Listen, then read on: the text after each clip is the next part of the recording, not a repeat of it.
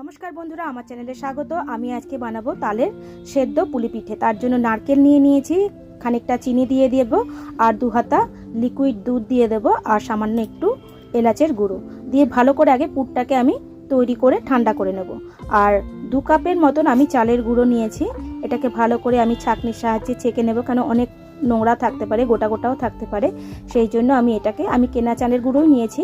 সামান্য একটু নুন দিয়ে, সামান্য ঘি দিয়ে ভালো করে ময়ান দিয়ে, তারপরে অল্প অল্প করে তালটাকে আমি আগে জাল দিয়ে তৈরি করে নিয়েছি। তারপরে এই তালটাকে এই চালের গুঁড়োটার সঙ্গে ভালো করে মেখে নিয়েছি। অল্প অল্প করে মাখতে হবে যাতে আমার ভালোভাবে মাখা হয়। একটু নরম করে মাখতে হবে, এভাবে পুর দিয়ে ভালো করে এভাবে তৈরি করে নিতে হবে।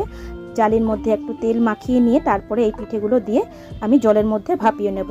দুর্দান্ত হয়েছিল খেতে। যারা যারা তাল পছন্দ করেন না, একবার এইভাবে করে দেখবেন, দুর্দান্ত লাগে খেতে। যারা যারা দেখছেন ফলো